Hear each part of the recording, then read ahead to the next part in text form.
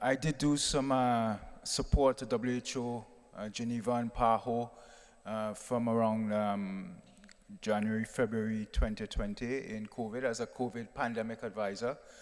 And also I worked for President Trump, Health and Human Services, full disclosure, as a senior COVID pandemic advisor.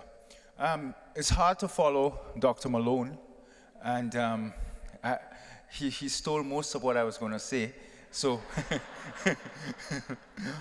but I mean, the issue with the original antigenic sin is a key issue because, you know, the priming of the immune system, if the first exposure prejudices the immune system, and if that first exposure is suboptimal, then the subsequent response will be suboptimal. And I think we should read that PLOS publication by Reed et al. That focused on that suboptimal priming, looking at the work they did on Marek's disease in the chickens, where they vaccinated the chickens, and they found that stunningly, which I think is playing out now in what we are seeing in the UK data and the Israeli data, in that the vaccinated chickens were transmitting a pathogen faster and much hotter pathogen to the unvaccinated chickens. And I think that's what we're dealing with now. I also want to touch on the issue of some research by Patel et al.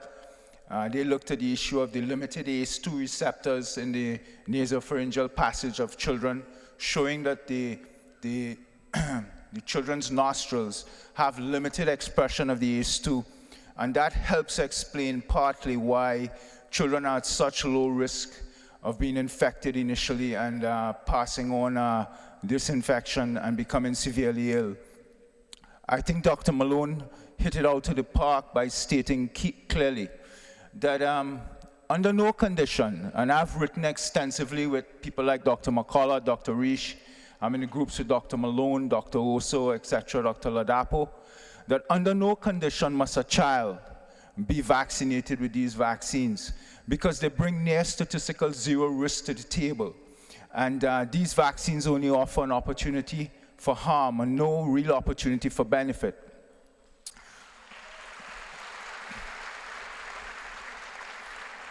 Look, we looked at all of the data, and I mean, we've been going at this now, McCullough, Reish, Tenenbaum, we've been going at this for about 15 months solid. We've looked at all of the data on issues around lockdowns, school closures, mask mandates, and we can find no evidence, none. Not one location in this entire world, not one setting I can say and have published where lockdowns worked to curb the spread or death, where school closures worked or where mask mandates worked. In fact, they did the opposite and pushed the transmission much further. So those were very suboptimal approaches, and many people died.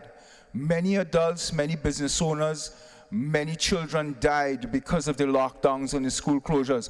And we must never allow our public officials, our governments, this type of emergency powers to impose these types of actions.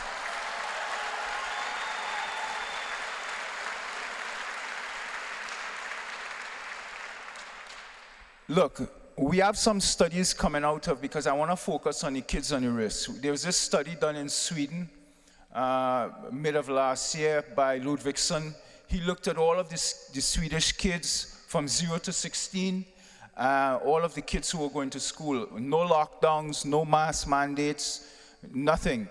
And they found of 2 million children, there were 0 instances of death. There was a good study in the French Alps by Danes et al., and they found that one child infected, symptomatic, moved around to 3 different schools, contaminated a bunch of teachers and other kids, 120 close contacts. They followed all of the, with contact tracing, and there was no instance of secondary transmission. So we had the data over 15 months. So when Rochelle Walensky at CDC and Fauci, etc., comes to the podium and states that this is new data coming to their attention now, they're misleading the public and is misleading the world. They knew over 1 year now that children bring near 0 risk to the table. Children don't readily spread this virus to other children, to adults. We see that the transmission is from adult to child. Children don't get severely ill, and children don't readily die from this infection. Dr. Marty Makary, Johns Hopkins, they looked at the children who have been given a diagnosis of death due to COVID. And his argument is a very valid one, where we have no understanding yet if these deaths were causal or incidental. But when they looked at the children in depth, they found that those children that passed, and tragically to lose a child, it's a very, very sad situation. But they found in the examination that these children were ill. These were not well children. So the public needs to understand this. We're being fed a lot of misleading information constantly. Now, I wrote a recent op-ed, and basically the title was, "We must consider our children today to be vaccinated and fully immune." And my thesis was this. If you looked at the research by Patel with the limited ACE2 receptors in the nostrils, you looked at some work by Losk et al., they showed that children have this pre-activated innate immunity that's already primed to respond. We looked at some work by Yang et al. That also found that the B-cell responses in children were already primed due to past coronavirus exposure. We looked at work by Weisberg that showed that children's T-cell immunity was so naive and untrained, was very, very positioned to be able to be trained properly and respond to the SARS-CoV-2. There was findings in Yale. Their study showed that children's innate immunity has interferon gamma, interleukin 17A, that puts them in a much better position to SARS-CoV-2 in terms of responding higher levels than adults. So my argument was that collectively, children biologically, from a molecular point of view, have this defense already. And I don't want to take too long because I know I have to be followed by the great Dr. McCullough. But this is the argument. If children come with a natural protection in their nostrils by limited ACE2, I think it's a very good hypothesis that if we introduce the vaccine into the deltoid, as Dr. Malone was explaining, it drains to the local lymph drainage node, etc. We have evidence from the Japanese biodistribution study, the FOIA request, that shows that the content of the vaccine gets into the systemic circulation.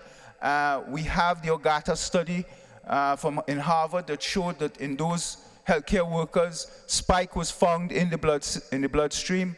So we know that the content of the vaccine and the spike is getting into the bloodstream. There's potential damage to the vasculature, the endothelium. We know that if we look at the VAERS database, CDC's data today, there are about 17,000 Americans who have died 1 to 2 days, at most 5 days post-vaccine. This is data that's in the CDC's actual database. There are about 700 to 800,000 adverse events, many of them severe. The usual vigilance system in the UK records about 30,000 deaths due to the vaccine, about 2 to 3 million adverse events. So the question is very simple. If the spike protein, based on these experts like Gert van den Bosch, Dr. Malone, etc., from what they explain to us, and I have no reason to disbelieve because I'm reading the science carefully, if the spike protein is operating as an endothelial pathogen and potentially damages the vasculature and can lead to blood clotting, bleeding, Guillain-Barré syndrome, CVST, etc., why would we bypass the natural protection that children have in their nostrils? Children have been spared by COVID. Today, if we introduce the vaccine into the deltoid, we run the risk of getting spike and the content into the system, and we could cause severe. My argument has been, and I've published this, that we run the risk of killing thousands of American children, in fact, children across the world, with these vaccines. And under no condition, unless the CDC, the NIH, the FDA, and all the vaccine developers put liability protection on the table. The only person at risk today are children. These agencies are protected by liability protection. So if they bring protection to the table and they say we are going to remove it, then we should have a conversation. But children were at such low risk to begin with. Children are not candidates for these vaccines, and under no condition, not now, not in the future, children should be able to ride this out on their own, and they will be fine. So I'm saying no vaccines, and under no condition must we allow this.